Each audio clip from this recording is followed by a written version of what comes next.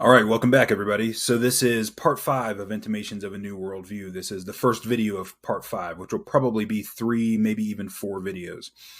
And this is called The God of the Left Hemisphere. Now, it was originally going to be called The Rise of the Left Hemisphere, but this was a better name for it. So let's get into it. Now, I'm going to start with this relatively cryptic passage from Nietzsche, and we're going to come back to this at the end of part 3, but this is just to kind of set the tone for what we're doing here. And we'll come back to this, not in this video, but at the end of part 3, we'll come back around to talking about this again. So Nietzsche said in the first chapter, in the first passage from Thus Spake Zarathustra, and I quote, "In the loneliest desert, the second metamorphosis occurs. Here the spirit becomes a lion who would conquer his freedom and be master in his own desert. Here he seeks out his last master. He wants to fight him and his last god. For ultimate victory, he wants to fight with the great dragon. Who is the great dragon, whom the spirit will no longer call Lord and God? Thou shalt is the name of the great dragon. But the spirit of the lion says, I will.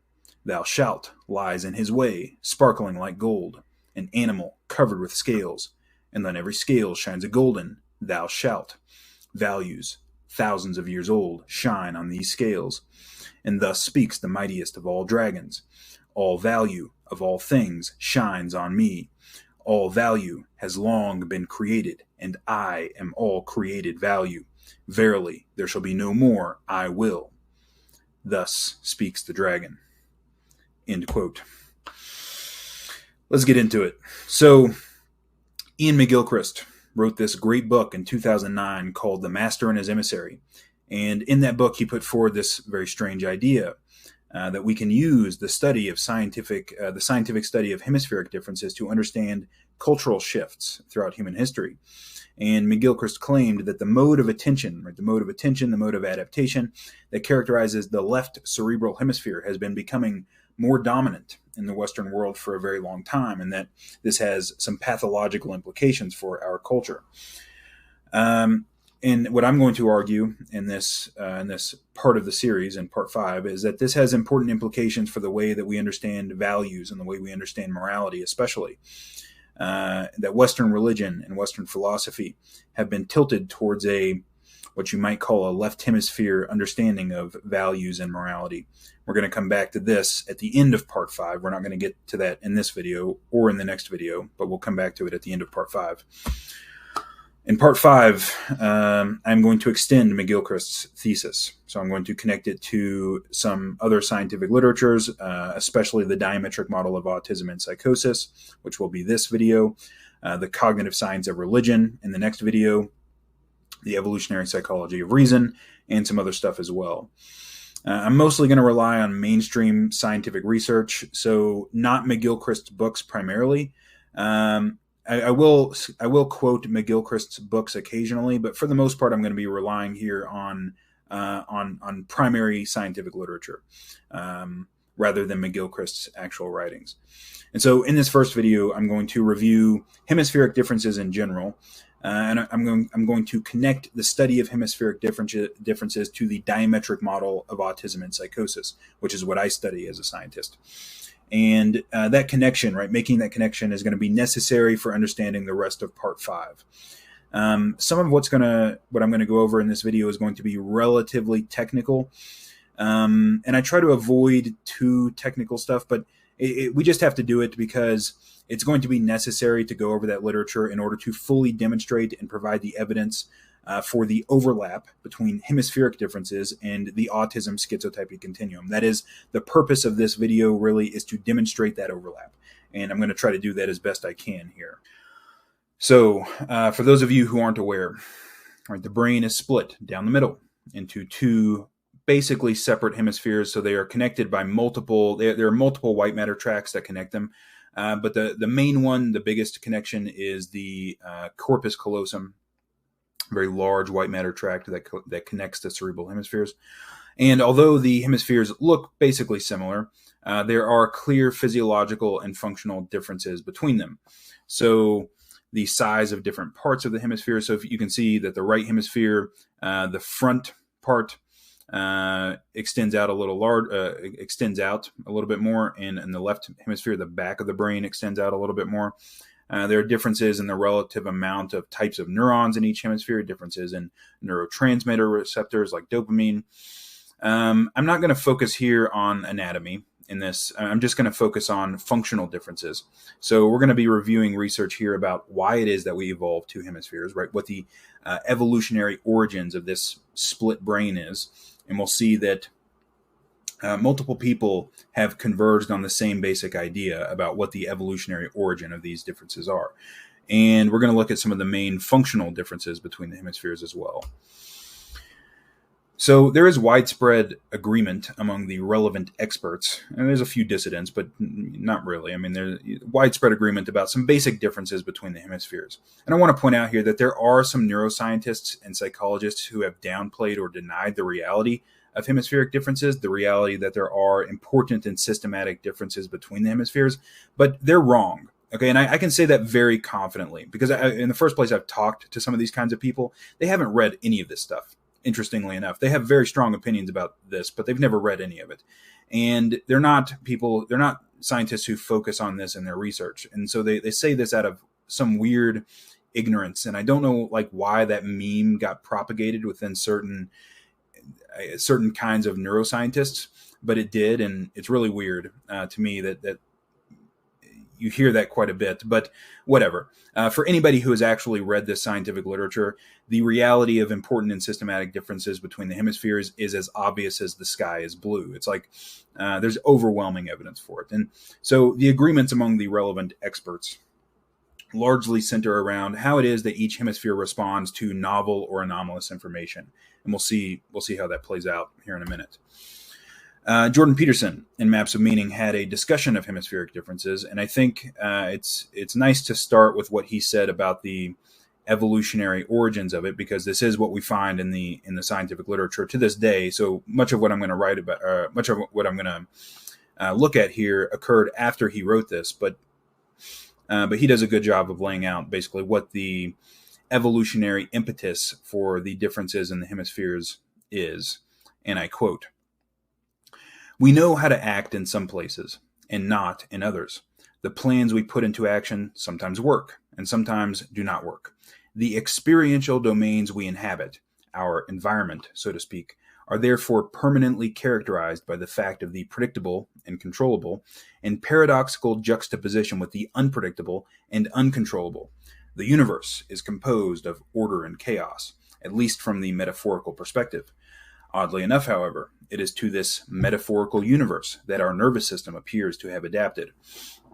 And so we're going to see here that this is basically why we have two hemispheres, because there is one mode of adaptation or attention that is necessary for dealing with highly predictable and controllable circumstances, which is order. We can think of as order. And another mode of adaptation, another mode of attention is necessary for dealing with unpredictable and uncontrollable circumstances, which is chaos. So Peter McNeilage, Leslie Rogers, and Giorgio Valor-Tagara, these are three animal researchers. So they study animals primarily, and they study hemispheric differences in animals. And they published an article in Scientific American in 2009 where they outlined their theory about why it is that vertebrates evolved these two separate hemispheres. And so I'm going to read what they said about that. And I quote, "The specialization of each hemisphere in the human brain was already present in its basic form when vertebrates emerged about 500 million years ago.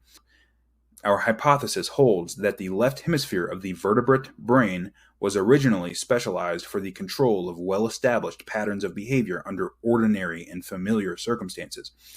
In contrast, the right hemisphere, the primary seat of emotional arousal, was at first specialized for detecting and responding to unexpected stimuli in the environment." Okay, so that's the end of the quote. Okay, so there we have it, right? Ordinary and familiar circumstances, the predictable and the controllable, right? And unexpected stimuli, right? Chaos, right? The unpredictable, the uncontrollable. That is their theory for why we have these two separate hemispheres. They say elsewhere, and I quote, "To assess an incoming stimulus, an organism must carry out two kinds of analyses simultaneously. In the first place, it must estimate the overall novelty of the stimulus and take decisive emergency action if needed. That's what the right hemisphere does. And it must determine whether the stimulus fits some familiar category so as to make whatever well-established response, if any, is called for. That's what the left hemisphere does. Again, order and chaos, right? It must assess novelty, which is unexplored territory, which is chaos, and it must react appropriately to familiar circumstances with a well-established response. So that's exploratory, that's order. And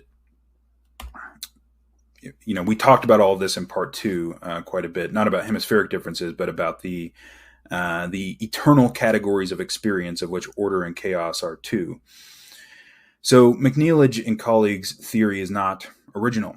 They don't cite Elkone and Goldberg in their paper or anywhere else. I've read their other work too. I've never seen them cite Goldberg, which is a serious oversight in my opinion, a very strange oversight that they don't cite Goldberg, but whatever. Elkone and Goldberg formulated what was called the novelty routinization theory of hemispheric differences in the 1980s. So this idea that the right hemisphere is basically for novelty, the left hemisphere is basically for routinized routines. This has been around since the 1980s. And I'm going to read what Goldberg wrote about this in his 2005 book, The Wisdom Paradox. He talks about how he developed this idea. And I think it's very interesting and relevant to what we're going to be doing here. So I'm going to quote him at length about this. He said, and I quote, "My own interest in the brain's duality culminated in a theory very different from those dominating the mainstream neuropsychology at the time. It focused on the difference between the old and the new. I assumed that in order to understand how the hemispheres differ, one needs to take a dynamic approach and to look at the processes in the brain rather than at the static constants. Our mental life is always in flux, and the operative word is learning. By learning, I mean far more than classroom exercises. I mean the process of mastery of the world outside and of the world within in all its rich and numerous manifestations. It usually does not happen instantaneously. It is usually a process. I posited that the two hemispheres play different but complementary roles in this universal process, and that the two hemispheres differ in their relationship to novelty and familiarity. The right hemisphere is the novelty hemisphere, the daring hemisphere, the explorer of the unknown and uncharted. The left hemisphere is the repository of compressed knowledge, of stable pattern recognition devices that enable the organism to deal efficiently and effectively with familiar situations of mental routines." End quote. Okay, so there we have it again, right? The right hemisphere is the novelty hemisphere. It's the explorer of the unknown and the uncharted. The left hemisphere deals efficiently and effectively with familiar situations. Chaos, order. We're also going to look at how the neuroscientist V.S. Ramachandran describes the differences between the hemispheres, and this is largely based. So he was, I think he was a psychiatrist, but he worked a lot with patients who had brain damage, and so he got a lot of experience on the different issues that occur when somebody has brain damage to the right or the left hemisphere. And in his book Phantoms in the Brain, he wrote about it. And so I'm going to talk about what he said, and I quote. And let me back up a little bit. He is going to describe here the role that each hemisphere plays in learning, but in responding to anomalous information, right? That is basically what he's focused on here. And I quote, "At any given moment in our waking lives, our brains are flooded with a bewildering array of sensory inputs, all of which must be incorporated into a coherent perspective that's based on what stored memories already tell us is true about ourselves and the world. In order to generate coherent actions, the brain must have some way of sifting through this superabundance of detail and of ordering it into a stable and internally consistent belief system, a story that makes sense of all the available evidence. Each time a new item of information comes in, we fold it seamlessly into our pre-existing worldview. I suggest that this is mainly done by the left hemisphere. But now suppose that something comes along that does not quite fit the plot. What do? One option is to tear up the entire script and start from scratch. Completely revise your story to create a new model about the world and about yourself. The problem is that if you did this for every little piece of threatening information, your behavior would soon become chaotic and unstable. You would go mad. What your left hemisphere does instead is either ignore the anomaly completely or distort it to squeeze it into your pre-existing framework to preserve stability. Thus, the coping strategies of the two hemispheres are fundamentally different. The left hemisphere's job is to create a belief system or model and to fold new experiences into that belief system. If confronted with some new information that doesn't fit the model, it relies on Freudian defense mechanisms to deny, repress, or confabulate anything to preserve the status quo. The right hemisphere's strategy, on the other hand, is to play devil's advocate, to question the status quo and look for global inconsistencies. When the anomalous information reaches a certain threshold, the right hemisphere decides that it is time to force a complete revision of the entire model and start from scratch. The right hemisphere thus forces a Kuhnian paradigm shift in response to anomalies, whereas the left hemisphere always tries to cling tenaciously to the way things were. End quote. So, Ramachandran here is describing how the two hemispheres respond very differently to anomalies. Now, you may remember from part 4 we had this discussion about the philosopher Keith Frankish, who is an illusionist, who is discussing our options that we have in the face of the so-called anomaly that is phenomenal consciousness. And he had a very good discussion of that. And so he gave us our 3 options, basically. We can try to fit the anomaly into our current categories, and that may involve distorting it to some degree. And that's basically what brute emergence does, right? So brute emergence says, we're not going to change any of our scientific, categories. We're just going to fit this anomaly of phenomenal consciousness into them, even if we have to be incoherent about it, and it is incoherent. Or you can deny the existence of the anomaly, which is what the illusionists do. That's what the illusionists do. And the third option you have is to radically restructure your system of categories to incorporate the anomaly. So the left hemisphere, according to Ramachandran and others, we're going to talk about that more on the next slide. According to Ramachandran, the left hemisphere mediates the first 2 options, right? So the first 2 options are, distort the anomaly to fit it into your current categories, deny the existence of the anomaly, right? That's what the left hemisphere does, and it does that to preserve stability. And it needs to do that, right? You have to do that to some degree. Otherwise, you would just be constantly falling apart in the face of anomalous information, and you can't do that. You have to maintain your stability to some degree. The right hemisphere mediates the third option, right? It radically restructures you in the face of anomalous information. That's what Ramachandran claims anyways. But others have claimed the same thing. So Marinsek and colleagues in a 2014 paper said this about it, and I quote, "Once the left hemisphere adopts a model that minimizes uncertainty and maximizes explanatory power, it incorporates new evidence into the model and may rationalize, ignore, or deny any contradictory evidence."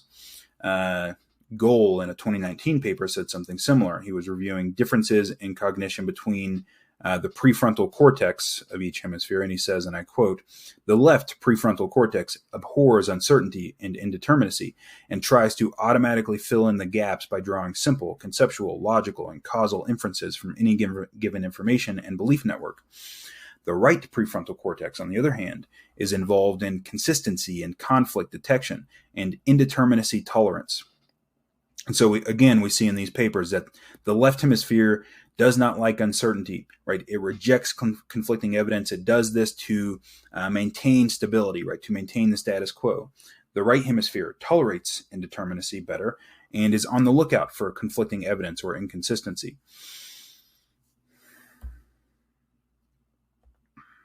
So all of this was foreshadowed by Jordan Peterson in Maps of Meaning. Jordan Peterson said some interesting things about this in Maps of Meaning, and I quote, "The left hemisphere seems at its best when what is and what should be done are no longer questions, when tradition governs behavior and the nature and meaning of things has been fixed." He goes on to say about the right hemisphere, "The right hemisphere appears capable of dealing with less determinate information, can use forms of cognition that are more diffuse, more global, and more encompassing to come to terms initially with what cannot yet be understood, but which undeniably exists. It uses its capacity for massive generalization and comprehension of imagery to place the novel stimulus in an initially meaningful context, which is the a priori manner of appropriate categorization." So the right hemisphere is capable of generalization, and that's important. We've talked about that already. It's how you avoid overfitting. And avoiding overfitting is how constructing generalizable models is how you deal with novel and unfamiliar circumstances. And that is what the right hemisphere helps us to do. So this is just a figure from Maps of Meaning. Some of this stuff is a little bit simplified, I think, like, pattern recognition in the right hemisphere. It depends on what you mean by a pattern. But this is basically correct, I would say. The right hemisphere is definitely associated with holistic thinking, and the left hemisphere with linear or analytical thinking. And we'll talk about that more here in just a second. So just to review this, right, the left hemisphere is specialized for what you might call order, for the familiar, the routine, the known. Okay, this is an idea that has not come from one researcher. It's come from multiple researchers, have converged on that idea. And they're right. If you read the literature, it's kind of obvious. The right hemisphere is specialized for what you might call chaos, for the unfamiliar, the novel, the unknown. One of the fundamental differences between the hemispheres, which is of course related to the previous discussion, is in how they deal with anomalies. And as Ramachandran pointed out, the left hemisphere attempts to maintain the status quo by incorporating the anomaly into the current structure or by denying its existence. The right hemisphere is more of a revolutionary, right? It's willing to overturn current assumptions in the face of anomalous events. So McNeilage and colleagues, in this 2009 Scientific American paper that we talked about earlier, they identify attentional differences as being of primary importance to understanding the differences between the hemispheres. So they said about this, and I quote, "To detect novelty, the organism must attend to features that mark an experience as unique. Spatial perception calls for virtually that same kind of nose for novelty, because almost any standpoint an animal adopts results in a new configuration of stimuli. That is the function of the right hemisphere. In contrast, to categorize an experience, the organism must recognize which of its features are recurring while ignoring or discarding its unique or idiosyncratic ones. The result is selective attention, one of the brain's most important capabilities. That is the function of the left hemisphere." Or so they argue. So if you've read The Master and His Emissary, or if you're familiar with McGilchrist's work, you'll know that he argues that attention is the fundamental difference between the hemispheres. And he argues, and I think correctly, that attention should not be thought of as just another psychological function. It's fundamental, right? It's fundamental to our perception and our cognition, because the kind of attention we pay to the world determines the nature of the world we perceive. Right? It determines what kind of information gets into the system. If we're like information processors, which is a simple way of thinking about it, but it matters what kind of information gets into our perceptual and cognitive system, and the kind of attention we pay to the world is going to determine what kind of information gets in, and so it's going to have downstream effects on nearly every other psychological phenomenon. Furthermore, it appears technically impossible to pay two different kinds of attention to the world at once. Right? You can either focus in on the details of a situation, or you can zoom out to see the big picture. Right? But you can't do both at the same time unless you have two hemispheres. Right? And that's the basic reason why we have two hemispheres. The left hemisphere mediates this narrow, focused, detail-oriented kind of attention, and it sees parts, but it doesn't see wholes. Right, the right hemisphere mediates a broad, diffuse, big picture-oriented kind of attention that sees wholes but can miss out on details. The left hemisphere kind of attention, according to McNeilage and colleagues in their Scientific American paper, and Ian McGilchrist, is what we need to efficiently forage or hunt. That's what animals need to efficiently forage and hunt. McNeilage and colleagues in their Scientific American paper point out that in animals in human beings, the left visual hemifield is hooked up to the right hemisphere. Not the left eye, but the left visual hemifield. So it's like the left side of your vision in your left eye and the left side of your vision in your right eye is hooked up to your right hemisphere. And the right visual hemifield is hooked up to your left hemisphere. Now, in some animals, it's just the eyes, right? So some animals don't have visual hemifields. They just have two eyes. And so for them, the right eye would be hooked up to the left hemisphere and the left eye would be hooked up to the right hemisphere. In those animals, what you find, and they review the evidence for this in their paper, what you find is that they use their right eye to hunt or forage, and they use their left eye to look out for predators or other dangerous things on the periphery. And that's been found in multiple multiple different kinds of animals. So the right hemisphere kind of attention is necessary to remain open to novel stimuli on the periphery. And many other hemispheric differences, which we're now going to review, can be thought of as downstream manifestations of this fundamental difference in attention. And the reason we're going to look at these more specific differences is because they're going to help us to synthesize the hemispheric differences with the diametric model of autism and psychosis. So some of this may not seem particularly relevant now, but it will be relevant when we do the synthesis later on. So I have to go over this stuff. So one of these differences is a difference in the way that semantic networks are constructed in each hemisphere. So a semantic network is a network of connections between concepts. So the way that they do this is with priming people with words. So in psychology, priming studies don't replicate very well, but these kinds of priming studies do. So you can prime somebody with a word, let's say ocean, and that word will prime other words that are related to it, like fish or boat or shark or something like that. And in studying this kind of priming, you can construct what's called semantic networks, which is a network of how concepts are connected together in a person. And some semantic networks consist of lots of close and very logical and kind of rigid connections, and some consist of very diffuse connections. And we're going to see that these are different in the hemispheres. Faust and Kennett, in a 2014 paper, review evidence that the left hemisphere is better at comprehending literal, conventional language, while the right hemisphere is better at comprehending novel metaphors. And that's like what poetry consists of, generally speaking. Again, we see novelty routinization here, by the way. And they review evidence from semantic priming studies that the semantic network in the left hemisphere is more orderly and rigid, which is, as they say, essential for the more conventional, rules-based parts of language. So the left hemisphere makes a few strong connections between each concept. The semantic network in the right hemisphere, they suggest, is more chaotic. And this allows, as they say, and I quote them, it allows for more flexible creative processing. And that's what's necessary for comprehending novel metaphors, like in poetry. So it makes many weak connections. That's basically the idea. And this is a figure from their paper.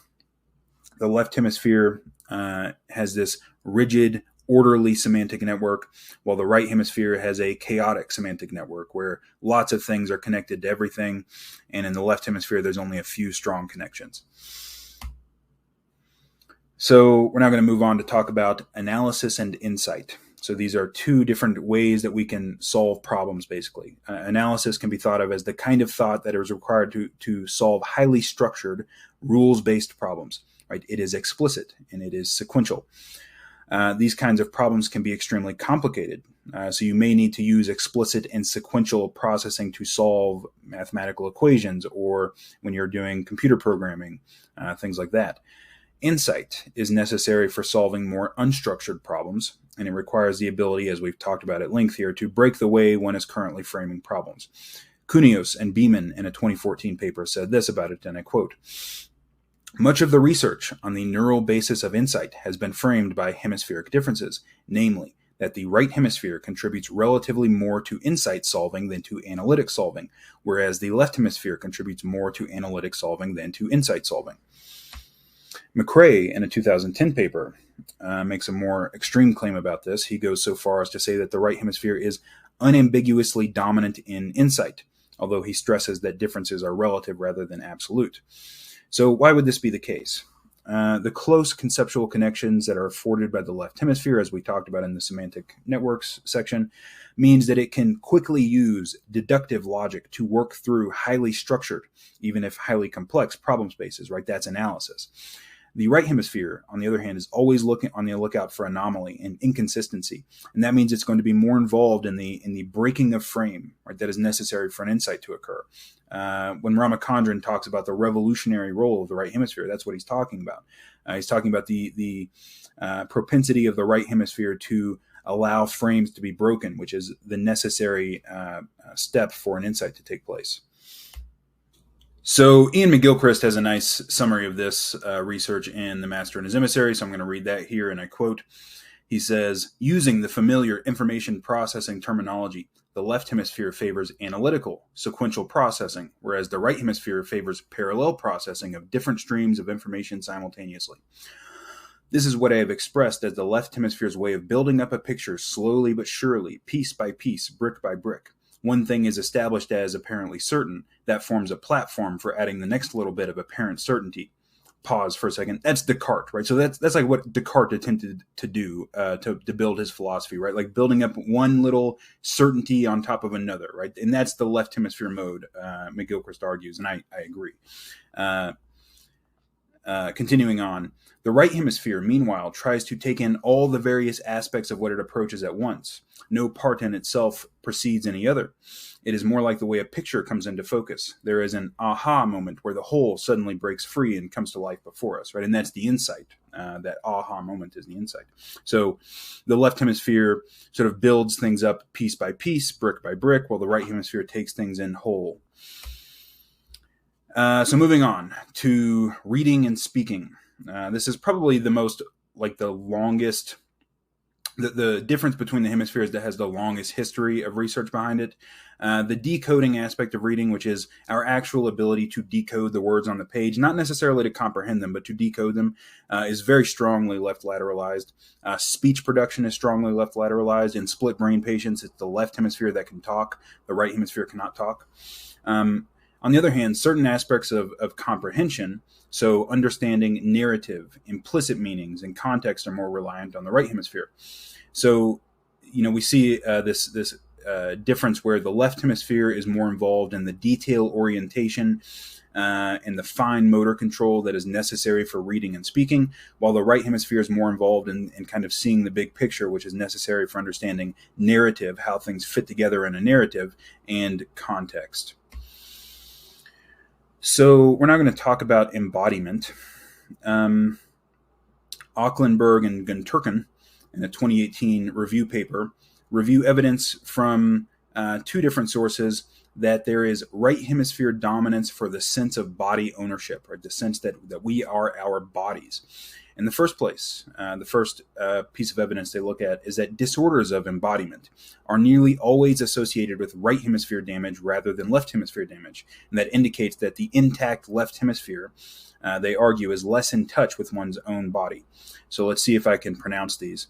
Asomatognosia is where a patient denies ownership of some part of their body, like a limb. Anosognosia, where a patient denies that they have a disability, often associated with denial of paralysis after a stroke or brain damage.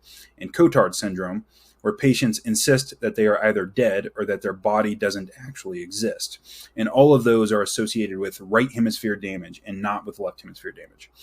And so they say, and I quote, "Taken together, evidence from various delusions of misidentifications and related neurological disorders suggests that the right hemisphere is dominant for integrating feelings of body ownership." The second piece of evidence that is reviewed by Aucklenberg and Gunturken is that the right hemisphere is more involved in producing what's called the rubber hand illusion. So if you've never seen this, I'll put a link in the description to a YouTube video that will explain what the rubber hand illusion is. It consists of obscuring somebody's real hand. So they place their hand on a table and you obscure their real hand from them. And then right next to their hand is a fake rubber hand. And it's placed in such a way that it looks like it's yours, right? And then what you can do as a researcher is you can take like a feather or something and stroke their real hand at the same time as you're stroking the rubber hand, and it will create this illusion that the rubber hand is theirs. And it can be a pretty strong illusion. And then sometimes the researcher will come along and whack the rubber hand with a hammer, and the person will like freak out because it feels like they've just got whacked with a hammer. But so the illusion they find, and there are multiple studies that show this, is stronger on the left side of the body. And of course, the left side of the body is hooked up to the right hemisphere, indicating that the right hemisphere is more involved in its production. And Aucklenberg and Gunturken argue that this constitutes more evidence that the right hemisphere is more involved in creating the sense of bodily ownership. Finally, there is evidence that the right hemisphere has more connections to the lower parts of the brain, which are sometimes called the limbic system. Some people don't like that term. Who cares? I'll call it the limbic system. More recently, studies of brain-damaged patients have indicated that the right hemisphere largely mediates what's called interoception, which is our ability to assess our own internal states. Ramo and colleagues say that their results support the hypothesis of a right hemisphere dominance for interoceptive neural network, suggesting that processing of visceral sensations would be located mainly in the right hemisphere. That would be like a gut feeling, like feelings in your gut. Visceral feelings are associated with the right hemisphere. So people with right hemisphere damage often have trouble with interoception, that is monitoring their own bodily sensations, like when they get hungry, for example, while people with left hemisphere damage do not have that issue. Moving on to mentalizing. So the capacity for understanding the mental states of other people is more dependent on right hemisphere functioning than the left. This is a passage from Ian McGilchrist's The Matter with Things, and he says, and I quote, "In general, empathy is highly dependent on right, especially right frontal function. Many recent studies suggest that the right hemisphere, specifically the right parieto-temporal junction, is critically involved not only with empathizing and reorienting attention, but in attributing a belief to another person. Being able to tell what someone else is thinking, and in distinguishing agency, being able to tell who did what. Where intention is not transparent and might require reasoning to decipher it, the right hemisphere plays a critical role." So for an example of this literature, so he has a lot of references in that book. I'm not going to go over all of them here.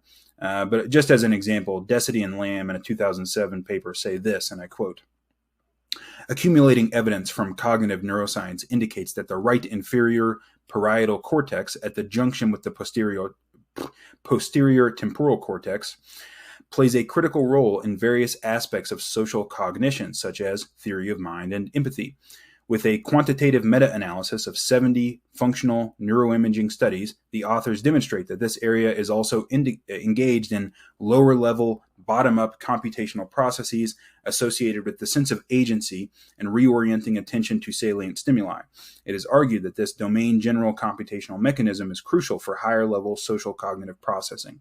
So they're arguing that there's a connection between the attentional style of the right hemisphere, which orients itself towards novelty, and our ability for social cognition. And I agree. I think that those things are intimately connected.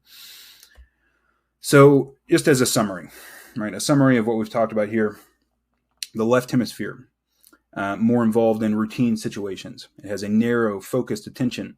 It creates these precise, detailed, specialized cognitive models.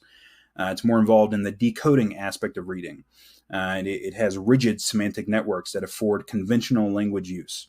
It closes down to a certainty, right? It wants to be certain about things. It's more involved in methodical analysis. It's more disembodied, and it's less involved in mentalizing and understanding other people's mental states. The right hemisphere, on the other hand, is associated with novelty.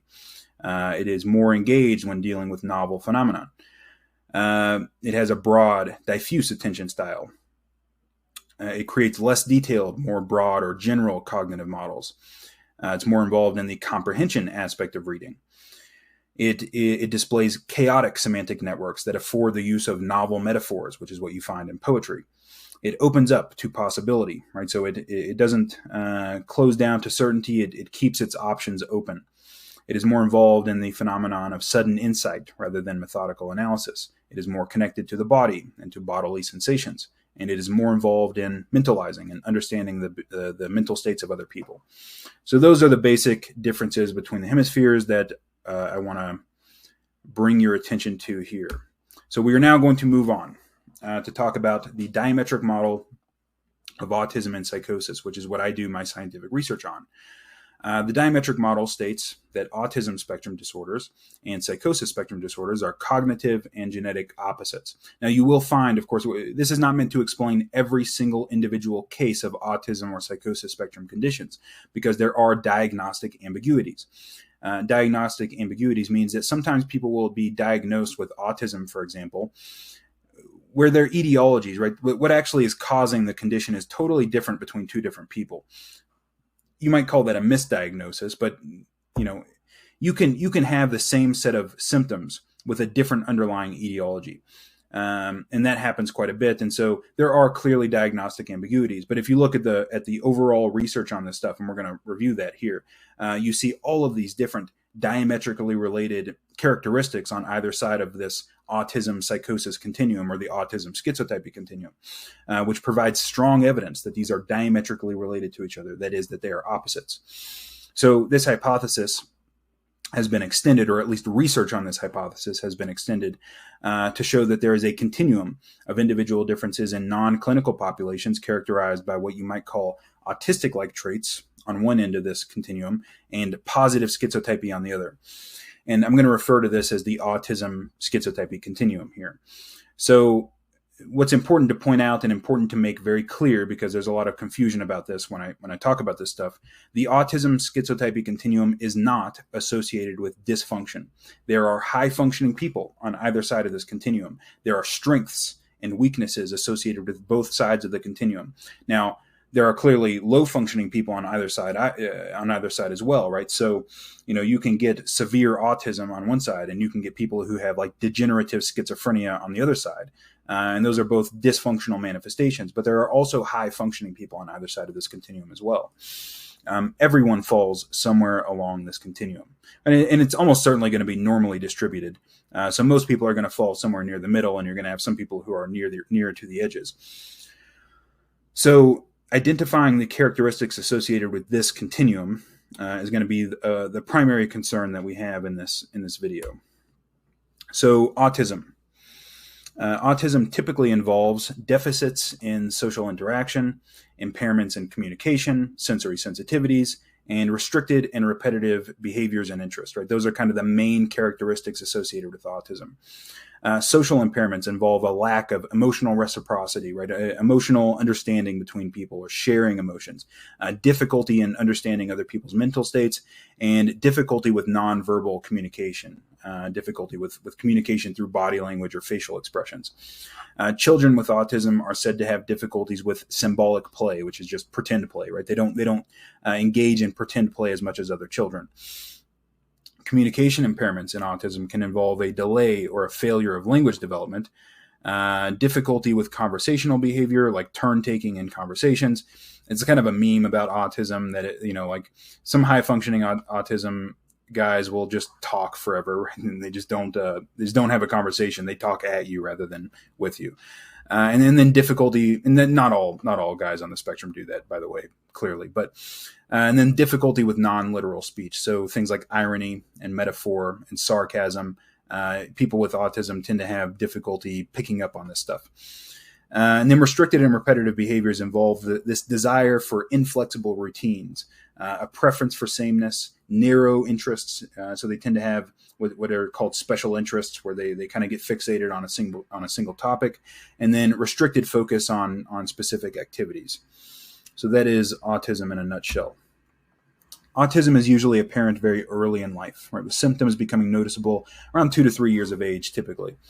Autism is often associated with cognitive and perceptual strengths, including strong systemizing abilities, the ability to master rules-based systems. A rules-based system is like a computer programming language, or chemistry or physics, most of physics anyways, and mathematics.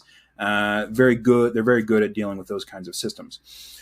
Autistic-like traits, which is what we're really concerned with here, consist of low-level versions of other autistic symptoms and are found on a continuum in non-clinical populations. And so autistic-like traits consist of things like restricted imagination, preferences for sameness and routine, strong, narrowly focused interests, strong systemizing abilities, relatively poor social skills and communication on average, and a heightened attention to details, right? So these are all autistic-like traits.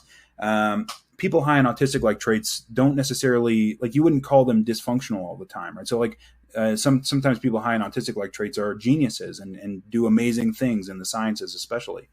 So this is not meant to be something about dysfunction, at least in the context of what I'm talking about here, right? They're high-functioning people who have these traits. So psychosis and schizotypy, moving on to that. So psychosis spectrum disorders generally involve a loss of contact with consensus reality, right? Unlike autism. So autism is apparent early in life. Typically, psychosis spectrum disorders don't become apparent until late adolescence or early adulthood. And there are 3 categories of symptoms that are typically associated with psychosis. Delusions and hallucinations are referred to as positive symptoms. And they're not positive because they're good, right? They're positive because they add something, right? That's why they're called positive symptoms. They add something to the presentation of the person, to their behavior. They add some unusual content to normal functioning. Negative symptoms consist of a flattened or constricted affect. So oftentimes people with schizophrenia, especially like degenerative schizophrenia, they have a very, emotionless and monotone way of speaking. Social isolation and anhedonia, so lack of motivation. And these are called negative symptoms because they remove something from normal functioning, not because they're worse than positive symptoms necessarily, although they actually are, because negative symptoms predict worse long-term outcomes than positive symptoms. If people only have positive symptoms, generally speaking, the long-term outcomes of psychosis are a lot better than people who present with negative symptoms. And then disorganized symptoms are the third category, and they just consist of disorganized thought, disorganized speech, disorganized behavior, and so on. So we're now going to talk about schizotypy.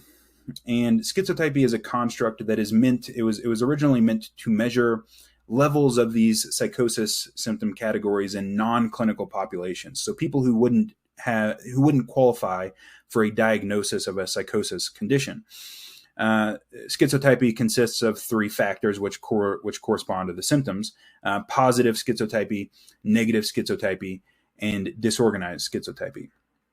Negative schizotypy and disorganized schizotypy are both very dysfunctional. They're associated with overall dysfunction in a person's behavior and their long-term outcomes. Positive schizotypy is not. Positive schizotypy is the only factor that is not associated with dysfunction necessarily. And it's also the only one that we care about for the purposes of this video, for this series of videos. Positive schizotypy is elevated among many different kinds of artists, many people in the creative professions, and is also associated with some cognitive strengths like divergent thinking, which is basically imagination, and the ability to solve insight problems. There's a couple of papers that show that it's associated with insight problem solving. And importantly for our purposes, so my former advisor, Marco Del Giudice, along with some other people, have shown that it is only positive schizotypy that is diametrically related to autistic-like traits. The other two factors they're not specific to psychosis at all, right? They're just basically general dysfunction. So anybody with any mental health condition is going to show elevated levels of negative schizotypy and disorganized schizotypy. They're not really that associated with psychosis in particular. Positive schizotypy is, and it's also the only one that's diametrically related to autistic-like traits. And yeah, as I said, the other two factors are just indicators of like general dysfunction, basically. Negative schizotypy is like highly correlated with autism and autistic-like traits as well, which just shows that it's confounded by just a general level of dysfunction. So it's also worth mentioning here that what we call psychosis is a very loose term, right? It's a very loose term. It comes in very different varieties.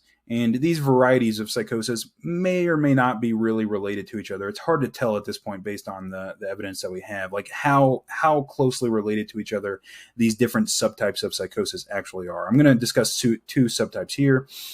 In the first place, there is a slow onset degenerative variety of schizophrenia, which is associated with low IQ with a very poor long-term outcome. So, most homeless people have schizophrenia.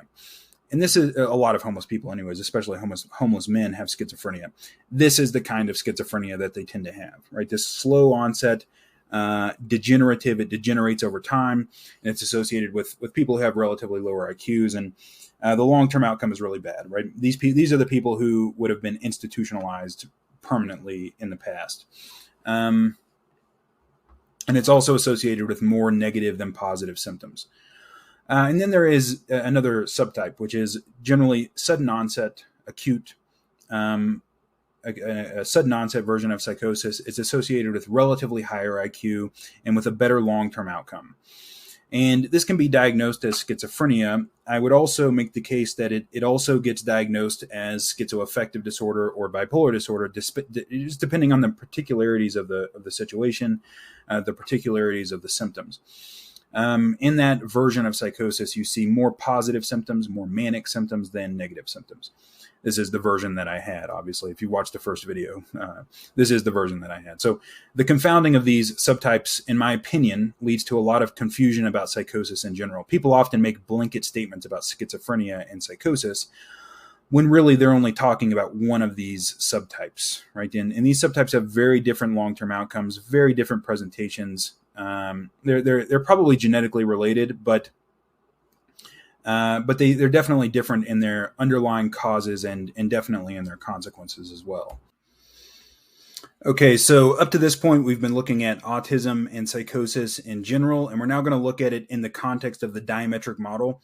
We're just going to briefly review the diametrically related phenotypes or the diametrically related characteristics that were put forward by Crespi and Badcock in their very great 2008 behavioral and brain sciences paper. So that was Bernie Crespi and Christopher Badcock. They originally put forward the diametric model in this 2008 paper.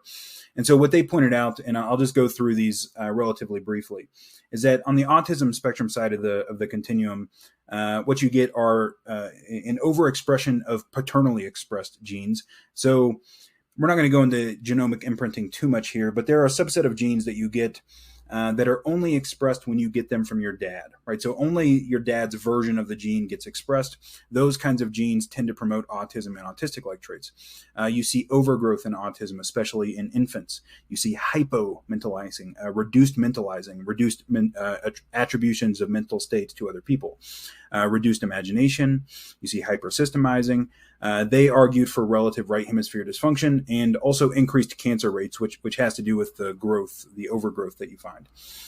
And then on the psychosis spectrum side of things, you see an overexpression of maternally expressed genes, so the genes you get from your mom, undergrowth in infancy, hypermentalizing, so increased attributions of mental states to other people, increased imagination, magical thinking, which is like apophenia, the seeing patterns where there are no patterns there, and relative left hemisphere dysfunction. There are definitely disagreements about that in the scientific literature, but that's what Crespi and Badcock argued for anyways. And reduced cancer rates, which is very interesting that you see that in schizophrenia. You see reduced cancer rates, despite the fact that schizophrenia is associated with like negative outcomes in basically every other way, but it's associated with the undergrowth that you find in schizophrenia. So we're now going to move on to look at how this manifests in non-clinical populations in terms of the autism schizotypy continuum. So according to the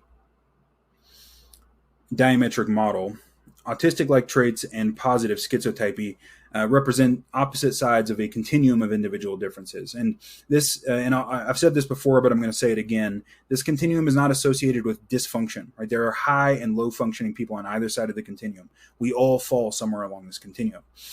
So autism and psychosis spectrum disorders are maladaptive outcomes that can occur on the extreme ends of the continuum, but the continuum itself is not maladaptive. So I'm just going to list some differences that we're going to find in the scientific literature, and I'm going to go over those differences in more detail in the next few slides, but I'm going to list them now so that you can get a kind of general feel for how this is going to look.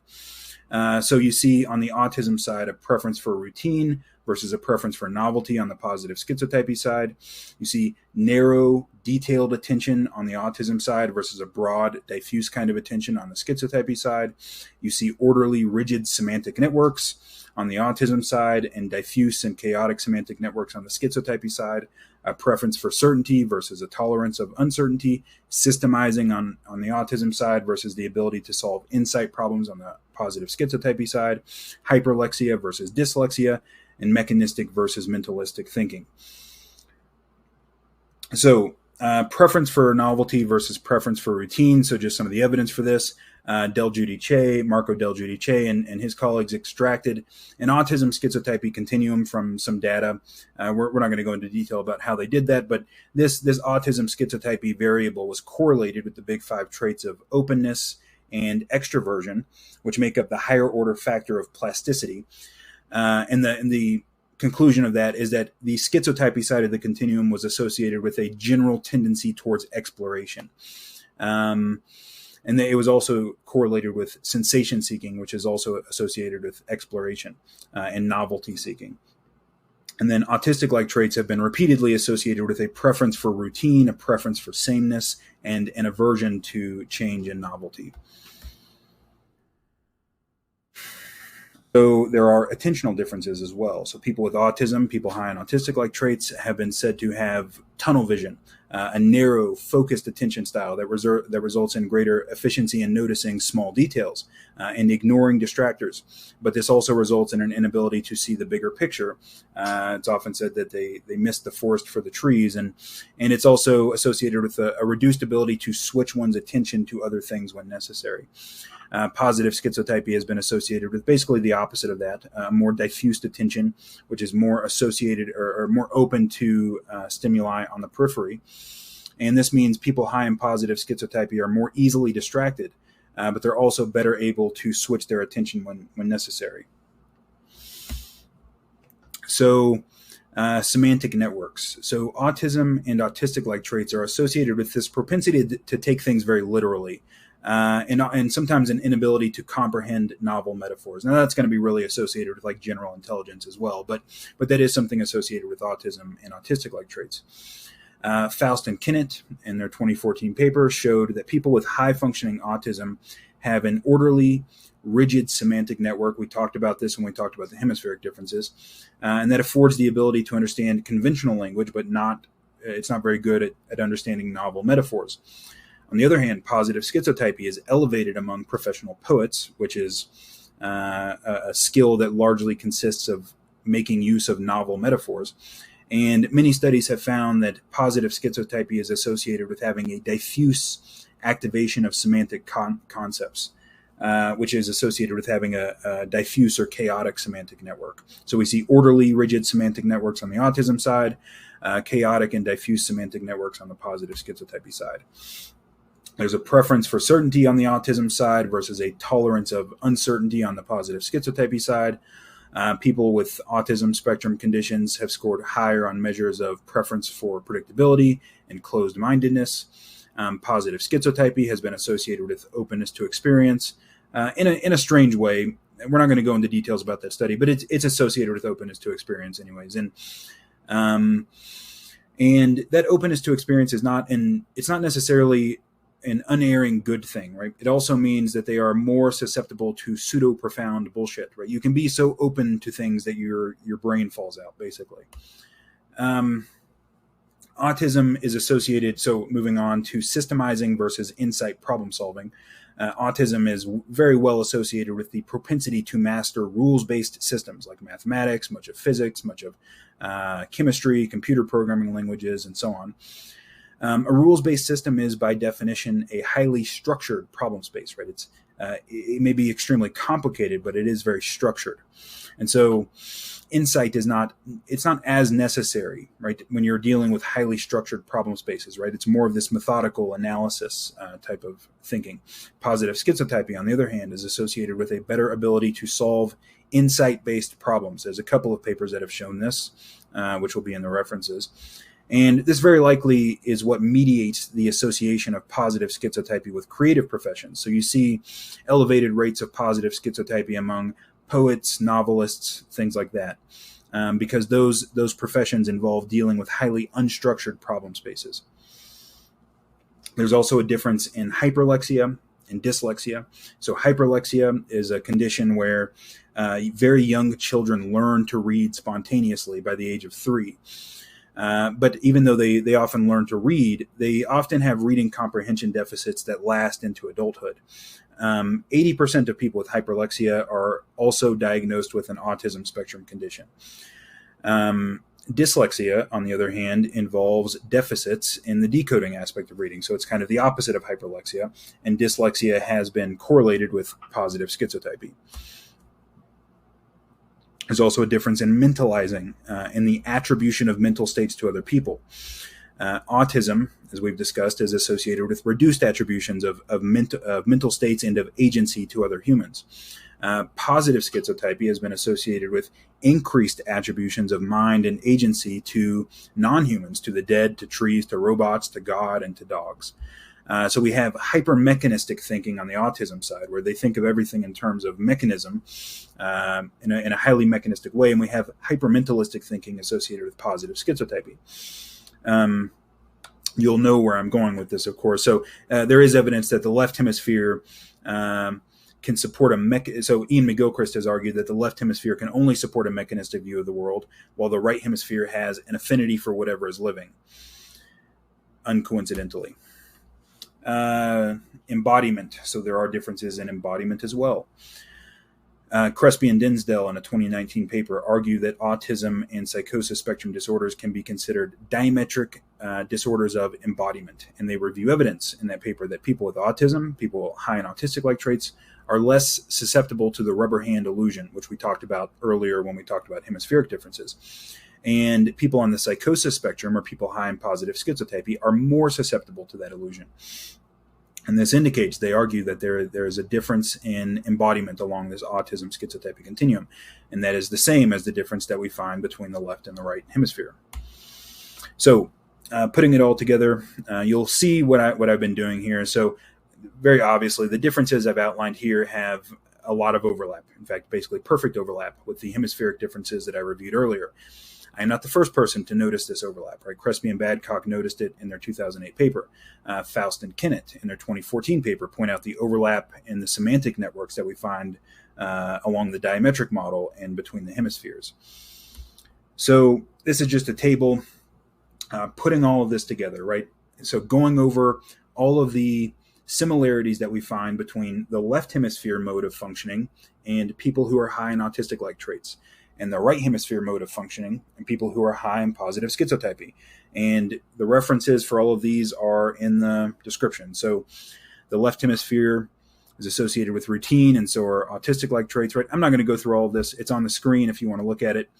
I think this is pretty hard to deny. In my opinion, you have to really stick your head in the sand if you want to deny that there is a real functional overlap in terms of the functionality of the cerebral hemispheres and what's going on along the autism schizotypy continuum. We see overlap in 1, 2, 3, 4, 5, 6, 7, 8 different domains that can be empirically verified.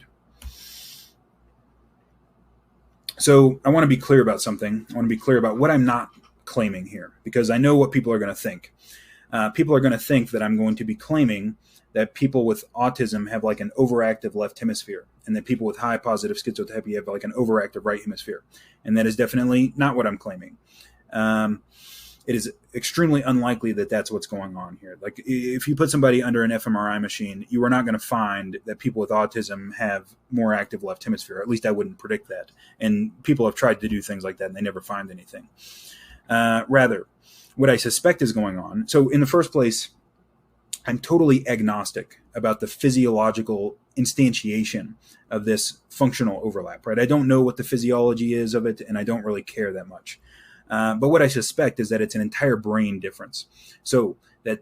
And that would mean that the entire brain of somebody with autism is configured more like the normal left hemisphere. And the entire brain of somebody who is high in positive schizotypy is going to be more configured like the right hemisphere. And we'll look at one way that might be instantiated on the next slide here. But what I want to make very clear here is that my argument that I'm making here is about the functionality.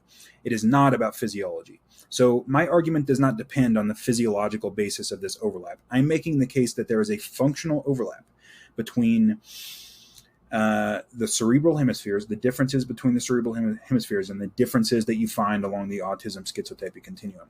The physiological instantiation of that overlap is unknown to me. I don't know what it is, but I don't need that. Right? This is enough. Right? This evidence on this table, that's enough for any reasonable person, as far as I'm concerned, to establish that there is some kind of functional overlap here. And I'm going to talk about what I think that is here in just a minute.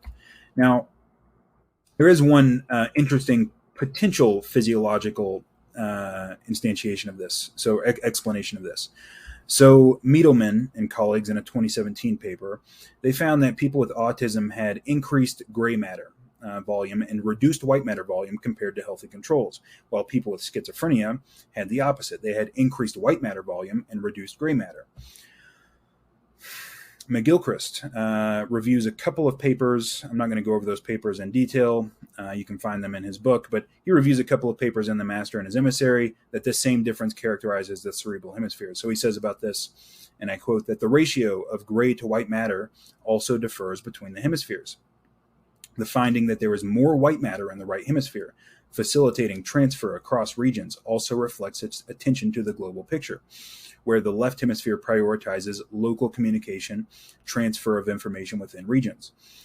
So this is a potential physiological explanation, right? We see more white matter relative to gray matter with psychosis, and more gray matter relative to white matter in autism, and we see that same difference associated with the right hemisphere and the left hemisphere.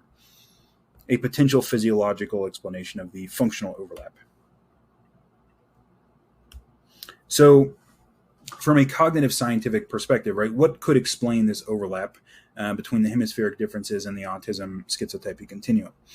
So I do have an explanation of this, but I'm not going to go over it in detail here because it's pretty complicated, I think, and I'm going to give a little analogy that will explain it. But in my 2022 paper that I published in Perspectives on Psychological Science, I argued that precision weighting is the primary difference along the autism schizotypy continuum.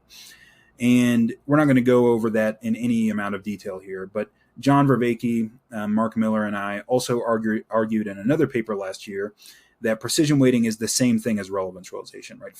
Properly understood, precision weighting is relevance realization. I argued in a recent Substack article called Relevance Realization, Cerebral Hemispheres, and the Reconciliation of Science and Mythology, that the hemispheres are also characterized by differences in precision weighting, which is just relevance realization. So, as I said, I don't think I can go over that argument in detail here. It's pretty complicated, and if you want the details, you can read those three papers, the two scientific papers and then the Substack article. So I'm just going to read something by Elkonin Goldberg here, who was the originator of the novelty routinization hypothesis. And he made a very similar claim to the one that I'm making about what the primary cognitive perceptual difference between the hemispheres is. And he talked about it in terms of the way that they store information. So this is what he said about it, and I quote, think of the right hemisphere as representing the organism's cumulative knowledge through some cortical means and standard deviations of sorts, as the grand means of all prior experiences, but with the loss of details. So I'm going to stop there. Right, the right hemisphere kind of has an average representation of everything that's happened, but it loses the details, right? Well, that's a generalizable model, of course. And then he goes on to say, think of the left hemisphere as a cortical scatterplot diagram of sorts, as a library of relatively specific representations, each corresponding to a relatively narrow class of similar situations. Okay, so that's highly detailed representations that correspond to a narrow class of similar situations, right? So they don't generalize very well, right? So we see a difference in generalization along in terms of the hemispheres. And he represented that difference with this figure that I've got on the screen here. So this sort of scatter plot, A is the left hemisphere, and then a mean and standard deviation as the right hemisphere. And I would just compare that to the figure that we used to represent differences in precision weighting along the autism schizotypy continuum. Of course, there's a little bit of a difference here, but again, we are looking at something that picks up on the average of all of the data, which is positive schizotypy, and giving a low weight to sensory input, which corresponds to the right hemisphere, and then paying attention to all the little details, right? Well, that's what the left hemisphere does, and that's what people high in autistic-like traits do. So that's the cognitive explanation of the functional overlap between the cerebral hemispheres and the autism schizotypy continuum. So what is the significance of this overlap, right? And what can it tell us about the evolutionary origins of the autism schizotypy continuum? So, as we discussed earlier, the leading theory put forward by multiple researchers on hemispheric evolution essentially posits that the left hemisphere evolved to deal with the familiar, the predictable, the controllable, order, and the right hemisphere evolved to deal with the unpredictable, the uncontrollable, chaos. I argued in my Perspectives paper last year that the autism schizotypy continuum can also be usefully thought of as specializations for order and chaos, right? People high in autistic-like traits do very well in structured problem spaces and when their environment is stable and relatively predictable, right? They're better in that kind of an environment. It allows them to take advantage of their highly precise, highly detailed perceptual style. While people high in positive schizotypy are going to do relatively better during periods of rapid change and with unstructured problems.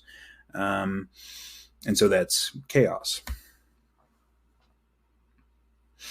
So I'm going to simplify this, or at least attempt to simplify the autism schizotypy continuum a little bit, or at least provide a kind of metaphor that you can use to think about these things.